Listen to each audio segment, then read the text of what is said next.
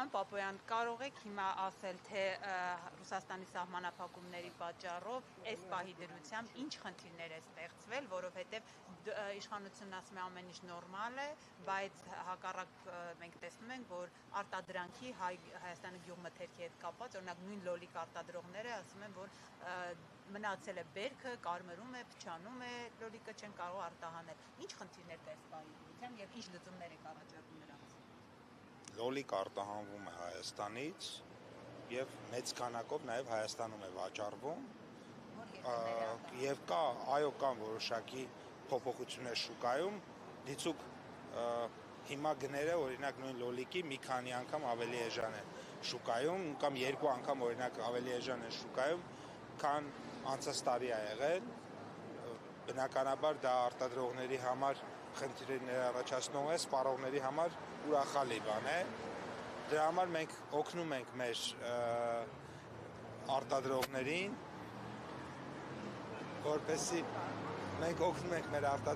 որպեսզի նրանք կարողանան հնարավորինս քիչ վնասներով հայկական շուկայում վաճառել, որովհետև երբ որ օրինակ մենք վարկային ռեսուրսների գծով աջակցություն ենք տալիս, որպեսզի իրանք օրինակ հիմա վարկի տոկոս չվճարեն կամ մայր գումար չվճարեն, դա օրինակ հավասարազոր է ինչ-որ գումար է, այսինքն իրանք պետք է թանկ վաճառեին, որ կարողանային այդ վարկը սպասարկեին։ Իրենք հիմա օրինակ այդ վարկը չեն սպասարկում կամ վարկի սպասարկման համար գումարը չեն վճարում, որովհետև այո, գները էժան են, այսինքն այստեղ մենք աջակցում ենք, որ մի կողմից մեր սպառողները ունենում են մատչելի արտադրանք, մյուս կողմից այն գումարը, որը կորցրել են մեր արտադրողները, իրենք այդ կորցրած գումարի ծանրաբեռնվածությունը, որը կարող է լինել, մի մեծ չափով չլինի իրենց վրա։ Այս 5-շաբթի օրը մենք կառավարության աջակցության նոր ծրագիր կընդունենք, որը վերաբերվում է ըստ էության ավելի լայն շրջանակի արտադրողների, որոնք օրինակ պետական աջակցության ծրագրերից մինչ այս չէին օգտվել, բայց այս փուլում մենք նրանց ենք որոշել աջակցել։ Սա է իսկ Ռուսաստանում այդ սպառերքի հետ կապված սղությունը Հայաստանում կա արդեն պատկերացում, դա մեզ վրա ինչ-որ կերպ կանդրադառնա, եթե այո, ինչ կերպ։ Դե այստեղ լավ լուրը նա է, որ մենք դիվերսիֆիկացրել ենք արդեն իսկ մեր ներմուծման շղթան եւ եթե դեռ երբ որ իրանական ճգնաժամը առաջացավ, այդ ժամանակ աշխարհում բենզինի գները շատ երկրներում կրկնապատկվեցին եւ ավելի, Հայաստանում որոշակի աճ եղավ, բայց դա ասենք, չգիտեմ, 5-10%-ի շրջանակում է։ Ինչու այդպես տեղի ունեցավ, որովհետեւ մենք սկսել էինք ներմուծել մի երկրից, որը մինչ այդ չէինք ներմուծում։ Հիմա այս առումով այս փոփոխությունը շատ մեծ ազդեցություն կունենար մեր տնտեսության վրա, եթե մենք այդ աղբյուրը ստեղծած չլինենք։ Հիմա քանի որ այս պայմաններում այդ աղբյուրը ստեղծել ենք, ես կարծում եմ, որ այդ աղբյուրից ներմուծման ծավալները պետք է ավելացնենք, որպեսզի մեր շուկայում փոփոխություն, այսինքն ստեյության ասում եք, որ կլինի ինչ-որ փոփոխություն, բայց գնային փոփոխություն կլինի դրա հետևանքով։ Ինչ-որ փոփոխություն միշտ ամեն գործոնի հետևանքով կարող է տեղի ունենալ, բայց ես կարող եմ ասել, որ մեր գործողությունների ու խաղաղության պրոցեսի հետևանքով արդեն իսկ ամիսներ շարունակ մեր քաղաքացիները օգտվում են շատ ավելի մատչելի բենզինից, դիզվառելիքից, քան կարող էր լինել, եթե դա չլիներ, եւ եթե տեղի ունենա այդ գործը, այսինքն այդ ամբողջ ծավալով այդ հանգամանքը մեր շուկայի վրա նախկին տրամաբանությամբ շատ մեծ ազդեցություն կունենար, ընդհուպ ոչ թե գների բարձրացման, այլ դեֆիցիտի։ Հիմա դուք նկատում եք, որ այս պահին մենք չունենք դեֆիցիտի խնդիր, գների աճել ըստ էության չունենք։ Հիմա ինչ ազդեցություն է ունենում դա, պարոն Պապոյան։ Ես կարծում եմ, որ նոր դիվերսիֆիկացված շուկայի պարագայում բացասական ազդեցությունները հնարավորինս մինիմալիզացված են։ Բայց այն էժան գներով բենզինները դեռ կան Հայաստանում, ոնց որ բարձրացել են։ Տեսեք, այդ էժան գներով բենզինները չկան, որովհետև աշխարհում բարձրացել է տեղ կա 2-2.5 անգամ ընդհուպ ավելի շատ էլ, Հայաստանում էլ այո, այդ էժանի փոխարեն, ասենք 10-20% ավելացում կա, չի կարող դա տեղի չունենա։ Այսինքն այս սղությունը, որ մեզ վրա կզգացվի, դա որ կոնկրետ երկրների հետ եք ծրագրում լրացնել, այսինքն կա ինչ-որ պայմանավորվածություն։ Այն շուկաներից, որտեղից որ ներմուծում ենք, այդ նույն շուկաներից ենթադրում եմ, որ պետք է ավելի մեծ ծավալով, հիմա կլինի մի փոքր համաչափ, ոչ համաչափ, դա ես չեմ կարող ասել, որովհետև բիզնեսը ինքը այդ հարցերը կկարգավորի։ Պապայան, ի վերջո դուք Ռուսաստանի խնդրել էիք ձեզ ընդունել, չեք, այդ նամակի պատմությունը կասեք, խնդրել էին, որ դուք էիք խնդրել, կամ այդտեղից ինչ հրավերեր եղել, որ գնացիք, չգնացիք։ Ինձ միշտ հրավերներ լինում է, եւ երբեմն մասնակցում եմ, որ միջոցառումների երբեմն ոչ։ Ռուսաստան, չէ, այս միջոցառման, ուրեմն, այդ միջոցառումը, որի մասին դուք խոսում եք, ես մասնակցելու եմ։ Օրինակ, անցած տարի այդ նույն միջոցառմանը նորից հրավեր եմ ստացել, բայց չեմ մասնակցել։ Նախանցած տարի Ինոպրոմ միջոցառումն է, որը տեղի ունենում։ 24-ին հրավեր եմ ստացել, մասնակցել եմ։ Միշտ հրավիրում են, որ մասնակցեն, եւ հրավիրվողն է որոշում, ինքը մասնակցում է թե ոչ, իսկ մնացածը ուղղակի կներեք անգրագիտություն է, երբ լավ կլինի լրագրողները մի բան հորինելուց առաջ այնպես հորինեն, որ իրենք վատ դրության մեջ չհայտնվեն, որովհետեւ առհասարակ որևէ, ոչ միայն Հայաստանի, աշխարհի որևէ երկրի նախարար չի խնդրում, որ ինքը գնա ինչ-որ բանի մասնակցի։ Իրեն հրավիրում են, ինքը գնում է մասնակցում է, կամ չեն հրավիրում, չի գնում մասնակցում, կամ հրավիրում են, չի գնում մասնակցում։ Հասկանալի է, այսինքն այդպիսի պրակտիկա գոյություն չունի, որ գնաք ձեր չհրավիրել, այդպիսի բան չի կարող։ Տեսեք։ Դուք ուզում եք գնալ խորհրդանքներից խոսել Ռուսաստանում, կարող միշտ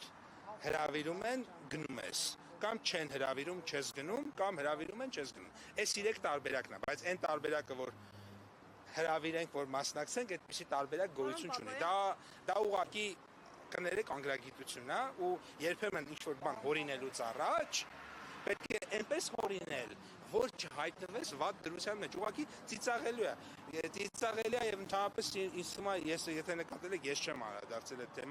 թեմային անդրադարձել է նախարարության մամուլի խոսնակը, որտեղ այդպիսի թեմային ես համարում եմ, որ ամոթ է, որ ես անդրադառնամ, եթե դուք հարց չտայիք, ձեր նկատմամբ հարգանքից ելնելով եմ պատասխանում, որովհետեւ գործընկերային հարաբերությունների պարագայում այդպիսի խնդիր չի կարող։ Պարոն Պապոյան, հիմա եվրոպական հայտնի ցանկից, որ կառավարության նիստում հայտարարեցիք, այնուր են գնում ապրանքները, կարող եք ամբողջական ցանկ հիմա ներկայացնել։ Այդ ցանկը, քանի որ Չէ, ներողություն, ճիշտ երկրների ցանկ չէիք տվել, այլ պետք է կարող եք դիմել ՊԵԿ, ՍԱՏՄ, այդ վարչարարությունը իրենք են իրականացնում, մենք վարչարարություն կամ վիճակագրություն հավաքող չենք։ Երբ որ երբեմն եվրոպական նոր շուկա է, ուր գնաց, ինչ է եղավ։ Հետաքրքրում է եւ ըստ հետաքրքրության շրջանակի եւ ծավալի դիմում ենք ՊԵԿ, դիմում ենք ուրեմն Սննդամթերքի անվտանգության տեսչական մարմին եւ ստանում ենք պատասխանը։ Պարոն Պապայան, դուք ասում եք հունիսի 8-ի առավոտյան բոլոր խնդիրները կլուծվեն, ինչու չլուծվեցին։ Ես կարծում եմ, որ մեծ հաշվով լուծված են այդ խնդիրները եւ եթե նկատում եք, մենք որևէ կատաստրոֆիկ վիճակ չունենք եւ ի վերջո այս process-ի արդյունքում Հայաստանն ու Հայաստանի տնտեսությունը ավելի ուժեղացած են դուրս գալու եւ սա արդեն իսկ պարզ է, որովհետեւ մի այսպիսի բան պիտի լիներ, որ մեր տնտեսությունը դիվերսիֆիկացվեր, հակառակ դեպքում ինչպես համոզելով, խնդրելով որևէ բան ինչպես պարզվում է։ Պարոն Պապայան, դուք օրինակ միջև հիմա ունեք հաշվարկներ, տվյալներ, թե այս ընթացքում կան բիզնեսներ, որ դադարել են այս ընթացքում գործունեությունը, իրենց գործունեությունը դադարեցրել են։ Այս այդպիսի տվյալ չունեմ, մենք բոլորին աջակցում ենք, բոլորը աշխատում են եւ ես սկզբում նշեցի, որ նրանք ակնկալում էին ավելի բարձր գնով վաճառք, որպեսզի օրինակ նաև կարողանան փակեն իրենց վարկային պարտավորությունները, այդ մասով կառավարությունը այդ վարկային պարտավորությունների մասը իրենց վրայից վերցրել է, որպեսզի իրենք կարողանան ցածր գնով վաճառք իրականացնելու պարագայում իրենց կենսագործունեությունը շարունակել։ Այսինքն, պարոն Պապյան, դուք պնդում եք, որ չկան արտադրողներ, ովքեր իրենց արտադրանքը իրացնելու խնդրի առաջ են Ես այդպեսի բան չնշեցի, դուք դա նշեցիք։ Դուք կարող եք Ես այդպեսի պարոն Պապյան, կան արտադրողներ, որոնք իրենց արտադրանքը արտադրանքի իրացնելու խնդիր եթե չլիներ, գնանկում շուկայում տեղի չէր ունենա։ Անցած տարի այս ժամանակ լոլիկը մեր քաղաքացիները գնում էին 2-3 անգամ ավելի թանկ գնով։ Դա ծիրանը գնում էին 2 անգամ ավելի թանկ գնով։ Հիմա տեսեք, հիմա շատ լավ։ Հիմա դուք եք նշում, որ 800 դրամ է։ Հիմա անցած տարի 1000, կներեք, անցած տարի էլ ներողություն, անցած տարի էլ 1500 դրամ էր։ Հիմա տեսեք, շատ լավ, այնտեղ որտեղ որ 800 կամ 1500 դրամ է, մի վարքյան։ Դա նշանակում է, որ այդ շուկայում խնդիր չկա։ Չի կարող մեր շուկայում ինչ-որ բանի գինել, ծիրանի գինելներ 800 դրամ, բայց ինչ-որ մի ծիրանի տեր, օրինակ ծիրանը թափի։ Չկա այդպիսի բան։ Հիմա ծաղիկի դեպքում կա խնդիր։ Եվ մենք ստացվում է եւ մենք շատ մեծ քանակությամբ արտահանում էլ ունենք իմիջիալու ծաղիկի, բայց ավելի մեծ ծավալի արտադրանք կա, քան արտահանումն է։ Դա է պատճառը, որ կառավարությունը հաջորդ կառավարության նիստով նախ փոխհատուցման չափը ուրեմն ծաղիկի մեծացնելու են, որպեսզի ել ավելի ագրեսիվ արտահանում իրականացնենք եւ ավելի շատ հասկանալի, ասենք 3 միլիոնը 4 միլիոնը, օրինակ 4 միլիոնը դառնա, ենթադրենք մի ամսվա մեջ դառնա 6-10 միլիոն պայմանական։ Հիմա տեսեք, հիմա